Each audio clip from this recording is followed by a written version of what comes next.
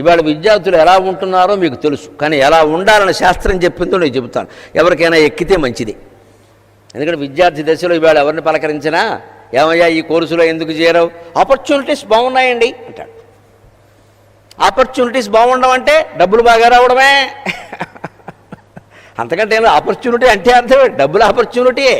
అంతేగాని దేశానికి సేవ చేయడం కోసం నేను సైన్యంలో చేరుతా ఎవడ అండాలాగా. పల్లెటూరులో వ్యవసాయం చేసుకునే రైతు కూడా నాకు వ్యవసాయం అంటే ఇష్టమండి, నేను వ్యవసాయం చేస్తున్నాను అని అనడం. ఏం చేస్తామంటే చదువుకున్నామండే, చదువు అవ్వలేదండి, అందుకని ఇలాగ మట్టి పీసుకుంటున్నా ఉంటాడు. ఏదో దౌర్భాగ్యం కింద. వాడే మనకు అన్నం పెడుతున్నాడు. వాడు అందరికీ అన్నం పెట్టేటువంటి రైతు తన వృత్తి గురించి గర్వించాలి, కానీ బాధపడే పనే ఉందండి. ఈ బాధపడే మాటలు మాట్లాడటమేనండి యువతరానికి ఏమనిపించేలా చేస్తుందంటే, ఓ మన తండ్రి చేస్తున్నది తప్పుడు పని, బాధపడే పని, మనం ఇందులో దెక్కూడదు.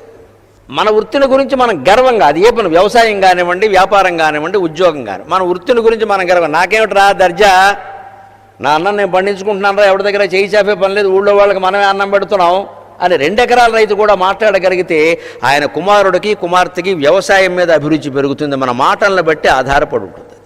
తల్లిదండ్రులు మనం నేర్చుకోవలసింది ముఖ్యంగా పిల్లల దగ్గర డబ్బు సంపాదించే వృత్తులే గొప్పవని, డబ్బు కోసమే జీవితమని మాటలు సరదా కూడా అన్నాల దగ్గర కూడా మాట్లాడకూడదు.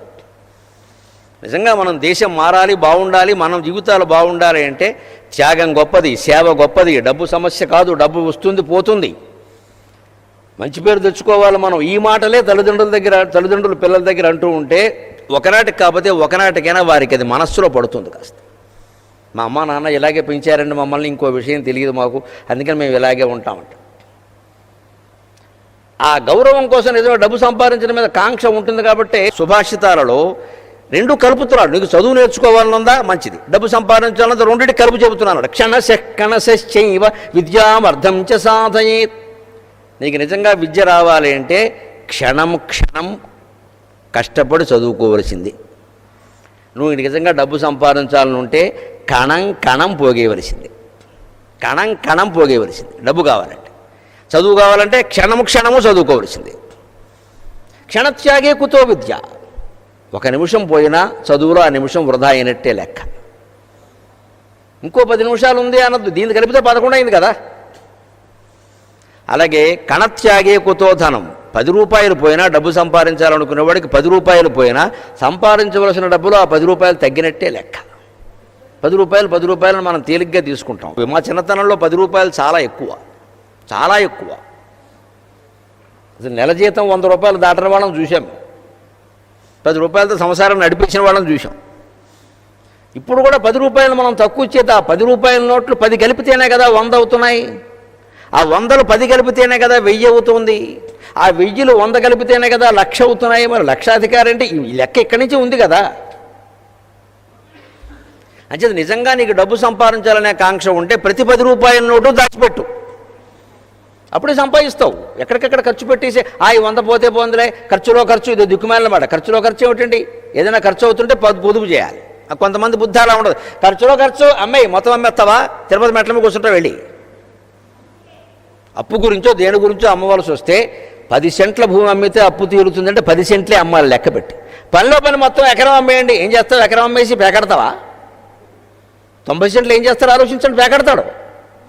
అనవసరంగా స్థిరాస్తులు అమ్మి డబ్బు తెచ్చుకున్నాము అంటే దాన్ని వెంటనే ఇంకో స్థిరాస్తి కొనడానికి ఉపయోగించాలి. లేదా పునః అప్పు తీరడం కోసమే చేస్తే ఎంత పెడితే ఆ స్థిరాస్తి అమ్మితే 1/2 ఎకరమా, 1/4 ఎకరమా, లేకపోతే 2 వాటాలు ఇల్లుంటే 1 వాటా ఏమైనా అమ్మగలమా అని ఆలోచించాలంతే. అక్కడికే అమ్మాలి దాన్ని. మిగిలింది అలా ఉండాల్సిందే. ఉంది, మనకి స్థిరం ఉంది, కనీసం మనం తలదాచుకోవచ్చు. అంతేగాని 25 సెంట్లతో తీరేటువంటి అప్పుని ఎకరానికి అమ్మేసామనుకోండి, 75 సెంట్ల రేటు ఏం చేస్తారు? అవి ఇంట్లో పెడతాం కదా, ఏమంటాడు అప్పుడు? వెంటనే కుర్రాడు వచ్చి కారు అంటాడు, ఇంకో కుర్రాడు వచ్చి బండి అంటాడు, అరుడు వచ్చి పండగ కట్నం అంటాడు. అయిపోయింది, 75 ఎగిరిపోయింది. ఈ డబ్బు కనుక మన దగ్గర లేకపోతే వాళ్ళు ఎవరు అడగారు. అప్పు తీర్చడం కోసం అమ్మేవరా, తప్పనిసరి స్థిరాస్తి మా నాన్న ఇచ్చాడరా, ఎందుకు అమ్ముతానరా, అప్పు కోసం అమ్మానమ్మా అని చెప్పచ్చు.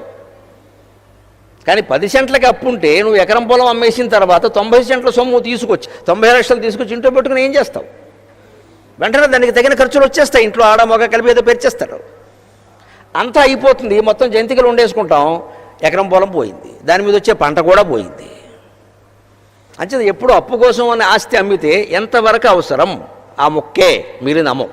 అబ్బాయి మాకు అమ్మే ఉద్దేశం లేదండి, అప్పుడు ఇంకా అప్పు చేయొద్దని తీర్మానించుకో. అంచేత కణం కణం పోగిస్తే కానీ డబ్బు సంపాదించడం సాధ్యం కాదు. అలాగే విద్య రావాలి అంటే, విద్యార్థి జీవితం సార్థకం కావాలంటే ప్రతి క్షణం సద్వినియోగం